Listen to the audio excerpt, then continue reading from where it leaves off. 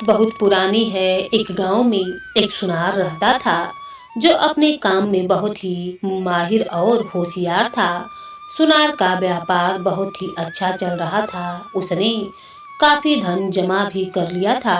अब सुनार ने एक बहुत ही सुंदर और सुशील औरत से शादी कर ली जिसका नाम था कनकलता। सुनार के पड़ोस में ही एक आदमी रहता था जो बहुत ही चालाक और होशियार था। धन दौलत तो उसके पास बहुत थी, लेकिन वह दिन रात बुरे कामों में ही पड़ा रहता था। एक दिन ऐसा हुआ कि उसने सुनार की पत्नी को देख लिया। उसकी सुंदरता देखकर वह उस पर फिदा हो गया और फिर वह हर दिन यही कोशिश करने लगा कि किसी तरह से सुनार की पत्नी कनकलता को हासिल किया जाए। कनकलता बहुत ही नेक और होशियार औरत थी। उसने अपने आप को उस आदमी से दूर रखा, लेकिन वह आदमी इतना चालाक था कि हर समय कनकलता पर ही नजर गड़ाए रखता था। दिन रात इसी कोशिश में लगा रहता कि किस तरह से वह कनकलता को अपने काबू में कर ले, लेकिन उसका वश नहीं चल रहा था। जब उसने देखा कि उसकी सारी कोशिशें नाकाम हो रही हैं, तो उसने यह तरकीब लगाई कि उसने कनकलता के पति यानी कि सुनार से दोस्ती बढ़ाना शुरू कर दिया। धीरे धीरे वह समय भी आ पहुंचा जब सुनार उस आदमी को अपना सबसे अच्छा मित्र मानने लगा। नौबत यहाँ तक आ गई कि सुनार अपनी हर बात अपने उस चालाक दोस्त को जरूर बताता था। वह कोई भी काम अपने दोस्त की सलाह के बिना नहीं करता था। एक दिन सुनार ने अपने चालाक मित्र, जिसका नाम परशुराम था, उससे कहा, मित्र, पिछले कुछ दिनों से मेरी आंखों की नजर धुंधली पड़ रही है। मुझे इस बात का अंदेशा है कि मैं कुछ ही दिनों में पूरी तरीके से अंधा हो जाऊंगा। मेरी पत्नी जवान है और मेरे अलावा इस घर में कोई दूसरा मर्द भी नहीं है जो मेरी धन दौलत को संभाल सके। मुझे यह भी डर है कि कहीं मेरी पत्नी ही मुझे धोखा न दे दे या मेरा कोई नौकर ही मेरे माल को न ले उड़े। इसीलिए मैं चाहता हूँ कि मैं पहले से ही अपनी धन दौलत का कुछ इंतजाम कर दूं, जिससे कि मेरी सारी दौलत सुरक्षित रहे और मेरे बुढ़ापे में मेरे काम आए। चालाक मित्र परशुराम ने कहा, मेरा भी यही विचार है, लेकिन मैं इस बात को कहने से कुछ डर रहा था कि कहीं तुम कुछ गलत ना समझो। मेरी सलाह तो यही है मित्र कि तुम अपने पास कुछ जरूरी सामान और थोड़ा बहुत नगदी रख लो। बाकी की अपनी सारी दौलत तुम उस आदमी के पास छोड़ दो जिस पर तुमको सबसे ज्यादा भरोसा हो, जिसे तुम अपना शुभचिंतक समझते हो। सुनार ने कहा, मेरे पास 5,000 असरफियां हैं और मेरे दोस्त, इस दुनिया में मुझे तुमसे ज्यादा किसी और पर भरोसा नहीं है। मुझे तुम पर पूरा पूरा विश्वास है। इसीलिए मेरी तुमसे यह प्रार्थना है कि मेरी सारी दौलत तुम अपने पास ही रख लो। तुम्हारे पास मेरी दौलत रहेगी तो मुझे यह भी आराम रहेगा कि तुम मेरे नजदीक ही रहते हो। अगर मुझे किसी भी समय धन की आवश्यकता होगी तो मैं तुरंत तुम्हारे पास पहुंच जाया करूंगा और तुमसे ले लिया करूंगा। परशुराम ने कहा, भाई, तुमने मुझ पर इतना भरोसा किया, इसके लिए मैं तुम्हारा बहुत ही शुक्रगुजार हूँ। बेचारा सुनार अपने मक्कार दोस्त की बातों में आ गया और अपने 5,000 असरफियां उसने परशुराम के हवाले कर दी। वह असरफियां उसने इस तरह से परशुराम के सुपुर्द की कि किसी तीसरे आदमी को इसकी भनक तक ना लगी। जब इस बात को काफी समय बीत गया और सुनार की दोनों आंखों की नजरें जवाब दे गईं। तब उसने एक दिन अपनी पत्नी से कहा, मेरे पास तो जमा पूंजी खत्म हो गई है, अब खर्च के लिए कुछ रकम की जरूरत है। तुम मेरे मित्र परशुराम के पास जाओ और उससे कहना कि मैंने जो रकम उसके पास अमानत के रूप में रखवाई थी उसमें से 1000 असरफियां दे दे, जिनकी हमें बहुत ही जरूरत है। कनकलता अपने पति के कहने पर उस चालाक मित्र परशुराम के घर पर जा पहुंची। उसे अपने पति का संदेशा दिया। परशुराम ने कनकलता की बहुत ही खातिरदारी की और उसे बैठाया। असरफियां क्या, मैं तो तुम्हारे ऊपर अपनी जान भी दे सकता हूँ। तुमसे ज्यादा सुंदर और खूबसूरत औरत मैंने इस दुनिया में नहीं देखी। कनकलता, मैं तो तुम्हारे प्रेम में पागल हुआ जा रहा हूँ, लेकिन तुमने तो मेरी तरफ कभी भी आंख उठाकर भी नहीं देखा। तुम्हारा पति तो अब अंधा और बीमार हो चुका है। तुम जैसी खूबसूरत औरत के वह काबिल नहीं है। तुम उसे छोड़कर मेरे पास आ जाओ, मैं तुम्हें दुनिया की सारी खुशियाँ दूंगा। यह सारी बातें सुनकर सुनार की पत्नी को गुस्सा आ गया। वह गुस्से में कहने लगी, अरे तुम तो बहुत ही बदतमीज और नालायक किस्म के आदमी हो। तुम्हें शर्म नहीं आती एक पराई औरत पर बुरी नजर डालते हुए? तुम्हें ईश्वर से बिल्कुल भी डर नहीं लगता? कनकलता वहां से चलने लगी तो उसने कहा, अरे बेवकूफ औरत, जहाँ जाना है चली जा। दोबारा कभी भी मुझे अपनी सूरत मत दिखाना। मैं नहीं जानता कि तेरा पति कौन है और कौन सी चीज उसने मेरे पास अमानत के तौर पर रखवाई है। अरे वह तो एक बहुत ही कंजूस और गरीब आदमी है। भला उसके पास 5000 असरफियाँ कहाँ से आएंगी जो वह मेरे पास रखवाएगा। बेचारी औरत मायूस और नाउम्मीद होकर अपने घर वापस लौट आई। पति से कहने लगी कि तुम्हारे मित्र ने तो साफ साफ इनकार कर दिया है। वह कहता है कि वह तुम्हें नहीं जानता है और उसने यह भी कहा कि उसके पास किसी ने भी 5000 असरफियाँ नहीं रखवाई हैं। सुनार यह सुनकर बड़ा ही दुखी हो गया। वह अंधा तो हो ही चुका था। बीमारी के कारण उसके शरीर में इतनी ताकत भी नहीं थी कि वह खुद उठकर अपने चालाक मित्र के पास जा सकता। वह अपनी पत्नी से कहने लगा, अच्छा तुम ऐसा करो कि गांव का मुखिया भी मेरा दोस्त है, तुम उसके पास जाओ और मेरे मक्कार मित्र की सारी बातें उसे बता दो। मुझे पक्का विश्वास है कि वह जरूर हमारी सहायता करेगा और हमारी असरफियां भी उस मक्कार परशुराम से वापस दिलवा देगा। कनकलता बेचारी अपने पति की बात मानकर मुखिया के घर पर जा पहुंची और उसे सारी बात बता दी। मुखिया ने जब इतनी सुंदर औरत देखी तो वह फौरन उस पर लट्टू हो गया और कहने लगा, मैं अपने सारे काम छोड़कर अभी उस आदमी से तुम्हारी सारी रकम दिलवा दूंगा। बस मैं तुमसे इतना पूछना चाहता हूँ कि तुम्हारा पति तो अंधा और बीमार है, तो फिर तुम उसके पास क्यों रहती हो? मेरी बात मान लो और मेरे पास आ जाओ। मैं तुम्हें 5000 असरफिया भी दिलवा दूंगा और उसके अलावा तुम्हें किसी भी चीज की कोई कमी नहीं होने दूंगा। यह बात सुनकर सुनार की पत्नी एकदम फिर से गुस्सा हो गई और वह कहने लगी, तुम्हें इस बात से क्या मतलब कि मेरा पति अंधा है? मैं जिस काम से तुम्हारे पास आई हूँ तुम्हें वह काम करना चाहिए।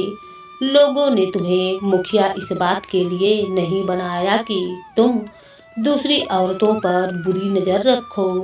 मुखिया ने जब कनकलता का यह जवाब सुना तो वह भी गुस्से में आ गया और कहने लगा, अरे औरत, तेरा पति कौन सा धन्ना सेठ है जो उसके पास 5,000 असरफियां किसी के पास अमानत रखने के लिए होंगी।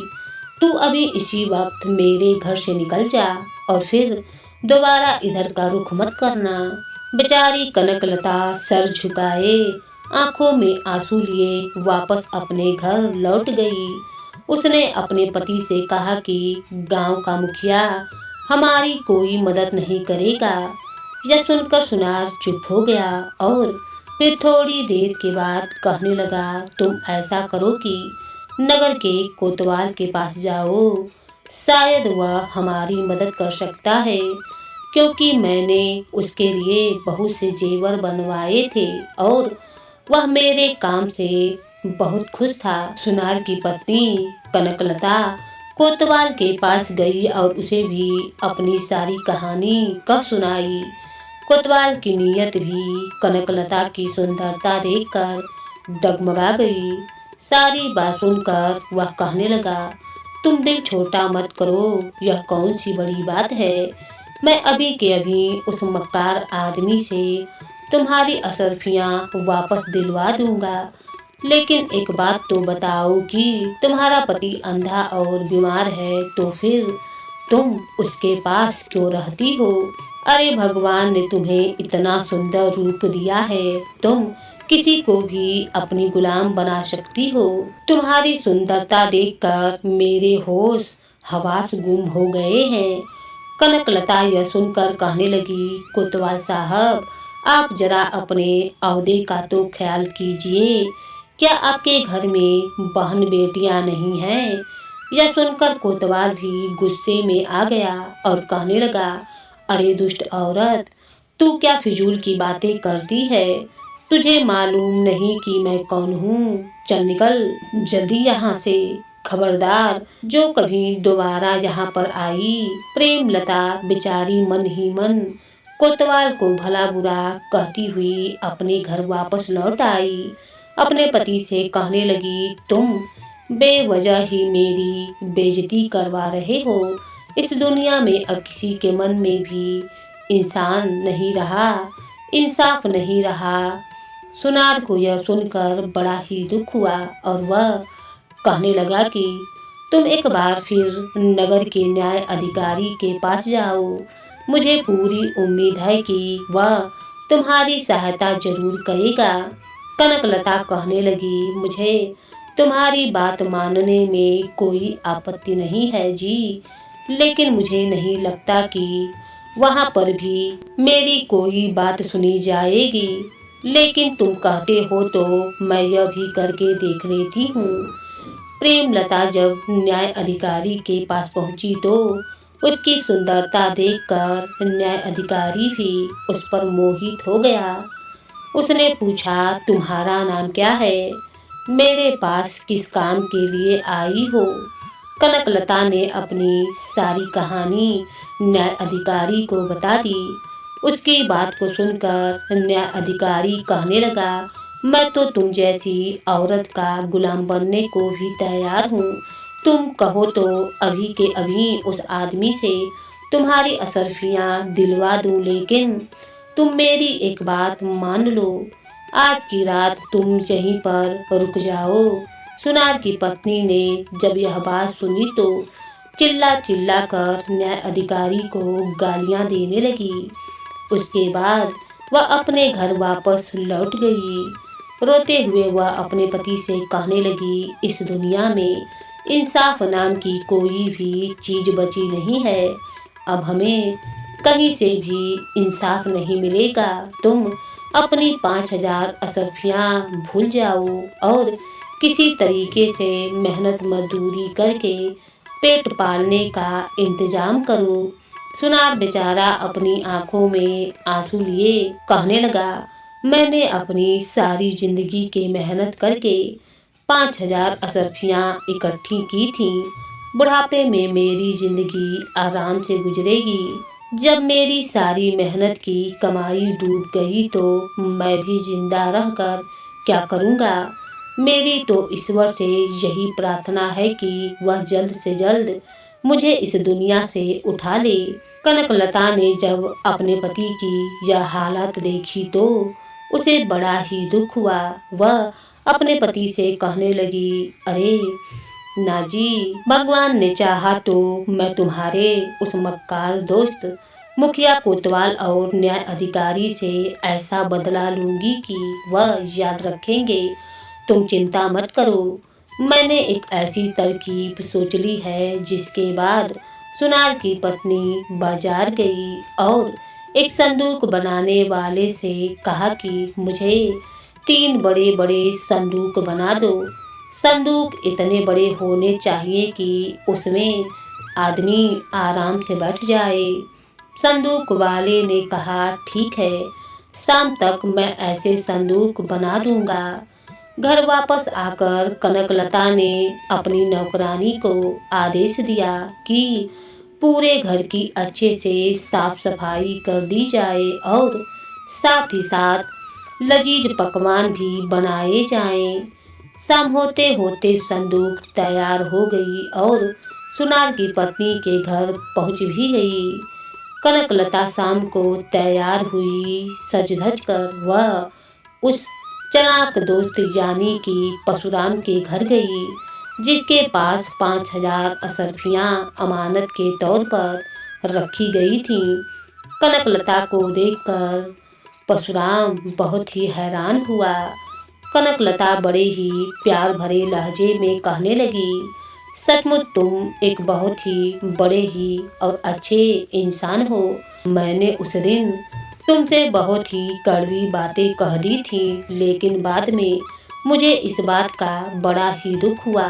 अगर मुझे मालूम होता कि तुम इतने अच्छे आदमी हो तो मैं तुमसे ऐसी बातें ना करती। मैं अपनी उस गलती को सुधारना चाहती हूँ। इसके लिए मैंने कल तुम्हारे लिए अपने घर पर दावत का इंतजाम किया है।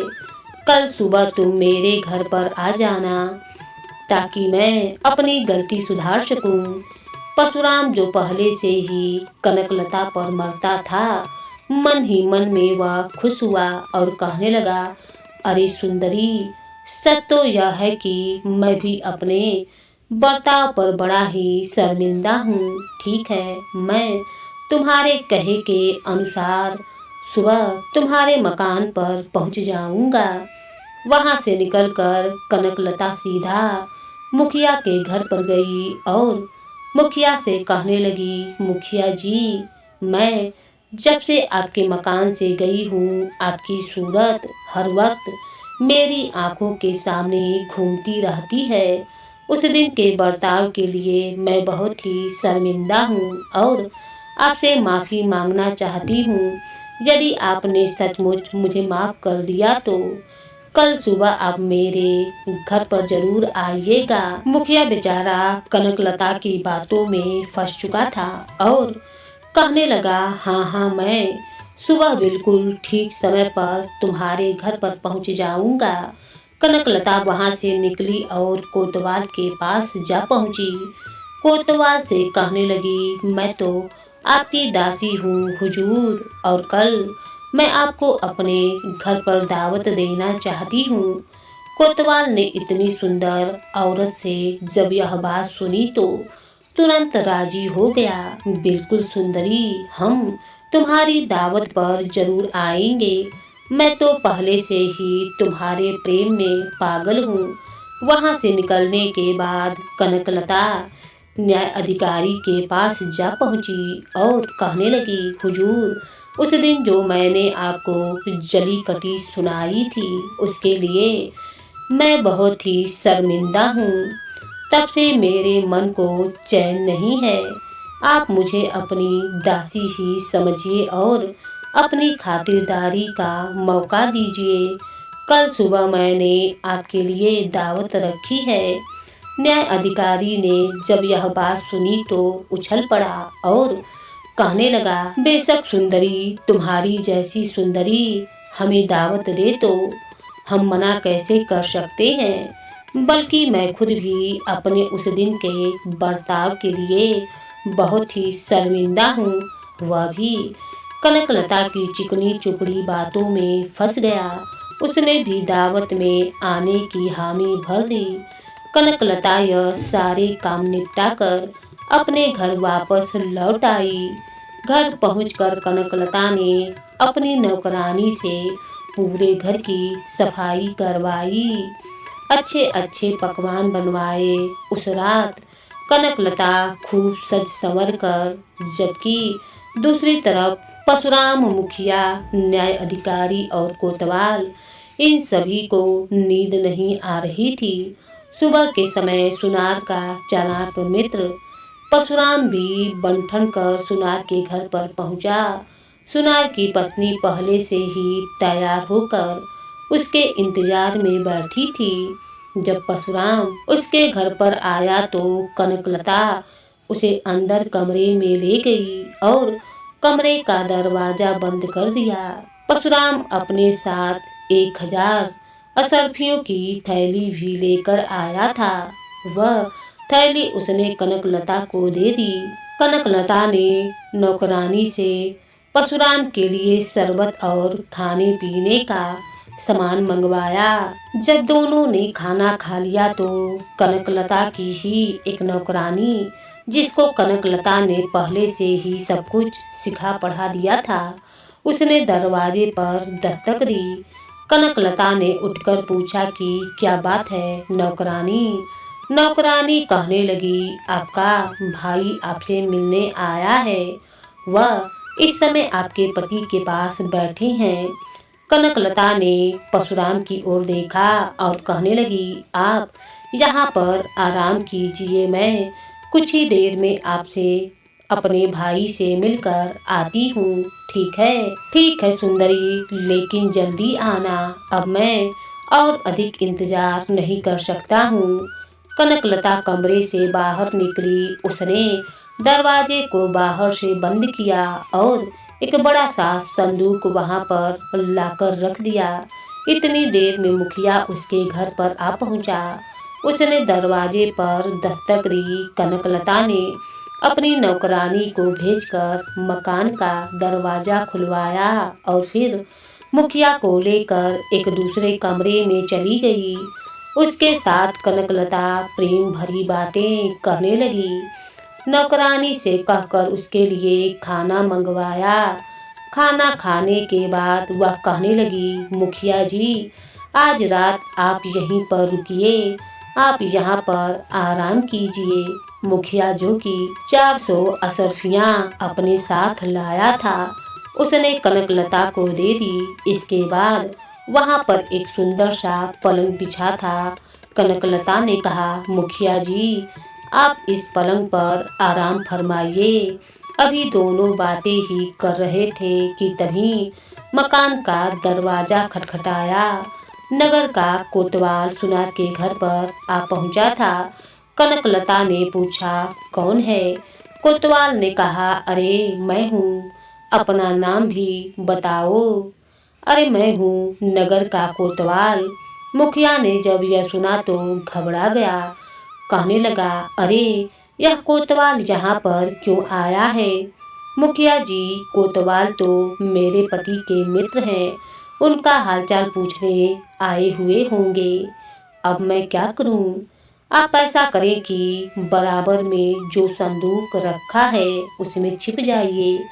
डरा हुआ मुखिया उस संदूक के अंदर जाकर बैठ गया। कनकलता ने संदूक का ढक्कन बंद करके उसमें ताला लगा दिया। कनकलता कोतवाल को हाथ पकड़कर अंदर ले आई। उनसे कहने लगी, आपने बड़ी ही मेहरबानी की जो मेरी दावत पर आए। हुजूर, आज की रात आप यहीं पर आराम फरमाइए, मैं आपके लिए खाने का इंतजाम करती हूँ। जब वे लोग खाना खा चुके तब कनकलता कोतवाल से कहने लगी, आप आराम से इस पलंग पर लेट जाइए, इसे अपना ही घर समझिए। कोतवाल अभी पलंग पर लेट भी नहीं पाया था कि तभी न्याय अधिकारी ने आकर मकान का दरवाजा खटखटाया। कनकलता ने पूछा, कौन है? मैं हूँ, शहर का न्याय अधिकारी। कोतवाल न्याय अधिकारी का नाम सुनकर घबरा गया। डर के मारे वह कांपने लगा और कहने लगा, अरे इस वक्त यहाँ पर क्यों आए हैं? अब तो मैं मर गया। जल्दी से कोई उपाय बताओ कि मुझे न्याय अधिकारी देखना ले, वरना मेरी सारी इज्जत मिट्टी में मिल जाएगी। आप चिंता क्यों करते हैं? आप यहाँ पर रखे हुए संदूक में बैठ जाइए, मैं कुछ ही देर में इनको यहाँ से चलता कर दूंगी। कहीं तुमने तो न्याय अधिकारी को मेरे यहाँ पर आने की खबर तो नहीं दी? अरे नहीं हुजूर, बिल्कुल भी नहीं। यह तो मेरे पति के मित्र हैं, उनकी बीमारी का हालचाल सुनकर आए होंगे। कुछ ही देर में यह वापस चले जाएंगे। यही कहकर कनकलता ने कोतवाल को संदूक में बंद कर दिया और ऊपर से ताला लगा दिया। जब वह दरवाजे पर गई तो न्याय अधिकारी चेहरे पर मुस्कुराहट लिए खड़ा था। अरे हुजूर, मैं तो आपका ही इंतजार कर रही थी। आपने आने में बहुत देर कर दी। कनकलता उसे कमरे के अंदर ले आई, उसके लिए खाना मंगवाया और उसकी खूब खातिरदारी की। कनकलता ने न्याय अधिकारी को भी मुखिया और कोतवाल की ही तरह बैठाकर खाना खिलाया, अपनी चिकनी चुपड़ी बातों में फंसा लिया। न्याय अधिकारी जो अपने साथ 1000 असरफियां लाया था, वह उसने कनकलता को दे दी। न्याय अधिकारी कहने लगा, प्रिय, अब तुम जल्दी से मेरी बाहों में आ जाओ। अरे हुजूर, इतनी भी जल्दी क्या है? थोड़ा आराम करिए, काम तो बाद में हो जाएगा। कनकलता ने चुपके से अपनी नौकरानी को इशारा किया कि वह वैसा ही करे जैसा उसे सिखाया गया था। नौकरानी एक बार फिर से दरवाजे पर जाकर दस्तक देने लगी। कनकलता ने पूछा कि कौन है? तो नौकरानी ने कहा, मालकिन, आपके भाई आपसे मिलने के लिए आए हुए हैं। कनकलता ने कहा, मेरा भाई आया है, वह मुझसे मिलना चाहता है। आपको थोड़ी तकलीफ होगी, लेकिन आप इस बड़े से संदूक में छिप जाइए। मैं जल्दी ही अपने भाई को वापस भेजकर आती हूँ।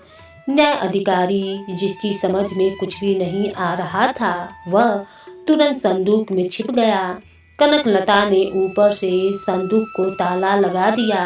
अब कनकलता ने मुखिया, कोतवाल, परशुराम और न्याय अधिकारी, इन सभी को संदूक में बंद कर दिया तो वहां से निकलकर वह उस कमरे में गई जहां पर चालाक मित्र परशुराम बैठा हुआ था।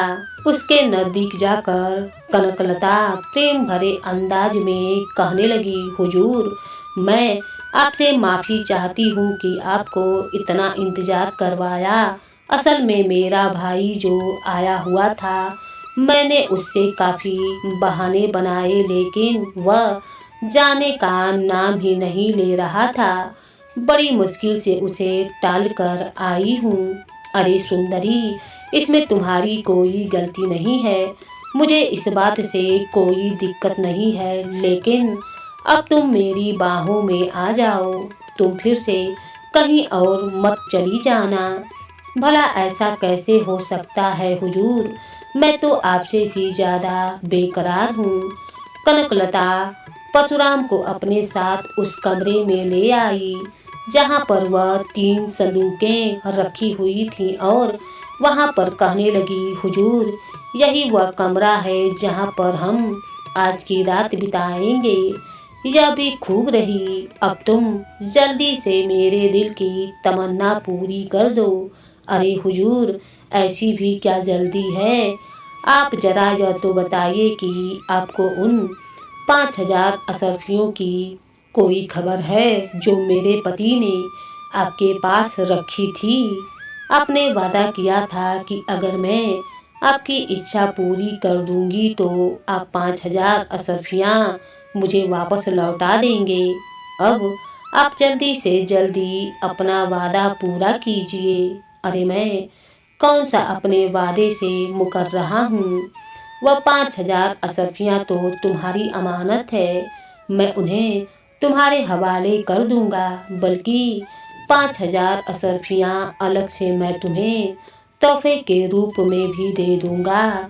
कनकलता कहने लगी, हुजूर, मैं तो एक नादान और नासमझ औरत हूँ, लेकिन इतना तो मुझे भी समझ में आता है कि जब आपकी इच्छा पूरी हो जाएगी तो आप अपने वादे से मुकर भी सकते हैं। इसीलिए मेरी गुजारिश है कि आप पहले 5,000 असरफियाँ मंगवा कर यहाँ पर रख लीजिए। तुम्हें मुझ पर विश्वास नहीं है सुंदरी? यहाँ से जाने के बाद तुम्हारी 5,000 असरफियाँ वापस कर दूंगा, ठीक है? हुजूर, मैं आपकी बात मान लेती हूँ, लेकिन आपको इसी समय इस बात को मानना पड़ेगा कि मेरी 5,000 असरफियाँ आपके पास अमानत के तौर पर रखी हुई हैं और आपको वह असरफियाँ वापस करने में कोई भी ऐतराज नहीं है। यह मकान, यह पलंग, यह संदूक इस बात के गवाह होंगे। परशुराम ने तुरंत कहा, हाँ हाँ, मैं बिल्कुल यह बात कबूल करता हूँ कि तुम्हारी 5,000 असरफियाँ मेरे पास अमानत के तौर पर रखी हुई हैं। मैं उन्हें वापस करने को भी तैयार हूँ। इसके बाद कनकलता कमरे से बाहर आई और उसने जोर जोर से चिल्लाना शुरू कर दिया कि मेरे घर में चोर घुस आया है। घर की नौकरानियों ने भी अपनी मालकिन का साथ देते हुए खूब हल्ला मचाया। तभी आस पड़ोस के लोग इकट्ठा हो गए। उन्होंने देखा कि सचमुच आधी रात के समय कोई आदमी कनकलता के कमरे में बैठा हुआ था। लोगों की भीड़ ने परशुराम कुमार को पकड़ लिया। लोग कहने लगे कि इसे तुरंत कोतवाल के पास ले चलना चाहिए। लोगों की भीड़ ने परशुराम कुमार को पकड़ लिया। लोग कहने लगे कि इसे तुरंत कोतवाल के पास ले चलना चाहिए।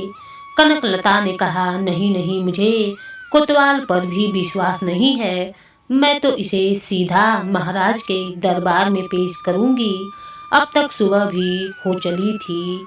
कनकलता ने कुछ लोगों की सहायता से परशुराम को पकड़कर महाराज के दरबार में पहुंचा दिया।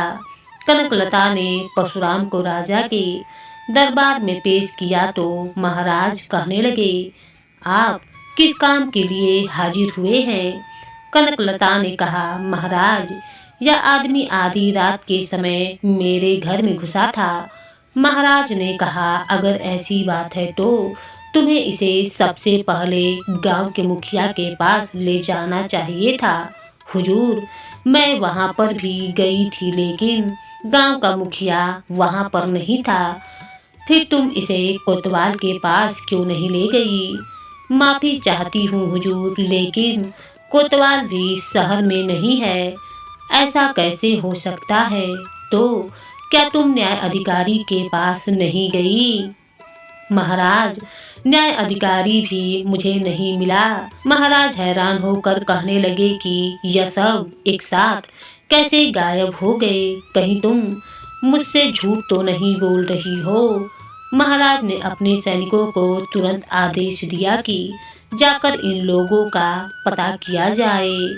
कुछ ही देर में सैनिक वापस आए और कहने लगे, महाराज, यह औरत सच कहती है। मुखिया, कोतवाल, न्याय अधिकारी सब के सब गायब हैं। तब महाराज ने कहा, औरत, सही सही बताओ कि आखिर माजरा क्या है? कनकलता कहने लगी, असली बात तो यह है महाराज, इस आदमी के पास मेरे पति की 5,000 असरफियाँ अमानत के तौर पर रखी हुई थीं, परंतु अब यह वापस करने से इनकार करता है। परशुराम प्रेमलता के इस आरोप को झूठा बताते हुए कहने लगा, हुजूर, मेरे पास इसकी कोई भी 5,000 असरफियाँ नहीं है। तब महाराज ने कनकलता से कहा, क्या तुम्हारे पास कोई गवाह है जो इस बात की गवाही दे सके? जी महाराज, मैं उन गवाहों को दरबार में अभी पेश करती हूँ। आप अपने सिपाहियों से कहकर एक घोड़ा गाड़ी मेरे घर पर भिजवाएं। महाराज ने ऐसा ही आदेश दिया और तुरंत आदेश का पालन किया गया। कुछ ही देर के बाद घोड़ा गाड़ी पर 3 संदूक लादकर राज दरबार में पेश किया गया। महाराज ने जब संदूक देखे तो कहने लगे, कनकलता यह क्या है? यह बेजबान संदूक, भला यह गवाही कैसे देंगे?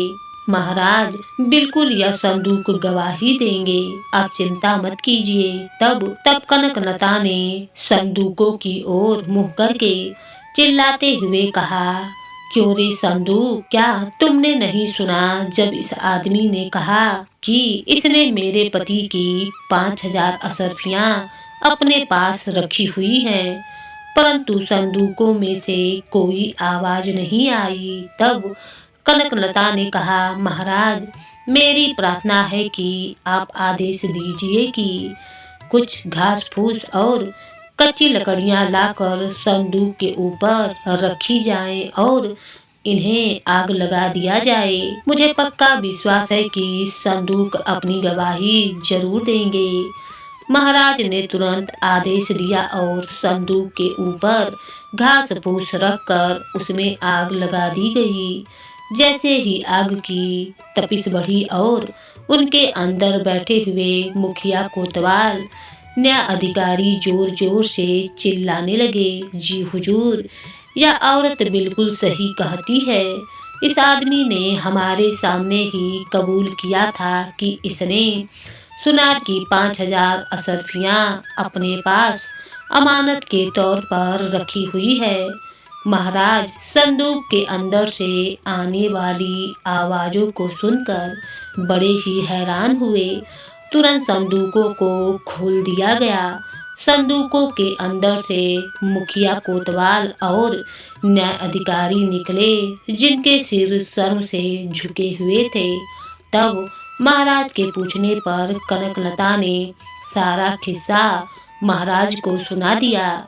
जब महाराज को यह पता चला कि कोतवाल, न्याय अधिकारी और मुखिया कनकलता को इंसाफ देने की बजाय उसकी मजबूरी का फायदा उठाना चाहते थे तो वे क्रोध से आग बबूला हो गए। उन्होंने तुरंत उन सभी को गिरफ्तार करके कारागार में डालने का आदेश दे दिया। साथ ही साथ सुनार के मक्कार दोस्त परशुराम को भी कारागार में डाल दिया गया। उसकी संपत्ति जब्त करके उसमें से 5000 असरफियां सुनार को वापस लौटा दी गईं और इसी तरह से कनकलता ने अपनी चतुराई और समझदारी से अपने पति की 5000 असरफियां वापस पा ली। साथ ही साथ भ्रष्ट राज्य के कर्मचारियों को उनके किए की सजा भी दिलवा दी।